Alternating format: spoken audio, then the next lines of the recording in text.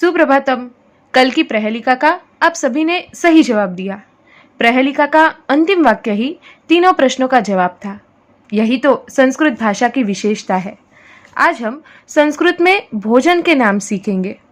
गेहूं की रोटी को हम कहेंगे गोधूम रोटिका, सब्जी को कहेंगे व्यंजनम, खिचड़ी कृसरः, छाछ तक्रम, दाल द्विदलम, अचार उपदंशः, चटनी उपसेचनम, रायता दाधेयम, पापड़ पर्पटः, इडली शाल्यपूपः, पानीपुरी जलपूरिका, समोसा समाशः, पिज्जा पिष्ट, बर्गर शाकरोटिका, सैंडविच संपुटाशः, मसाला डोसा सोपस्कर डोसा, दही वड़ा दधिवटिका।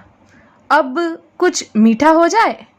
चॉकलेट को हम कहेंगे चाकलेहः, शीरा मोहन भोगः, केक स्निग्ध पिष्टकम, बिस्किट सुपिष्टकम। ये सब व्यंजनों का नाम सुन के आपको खाने का मन हुआ?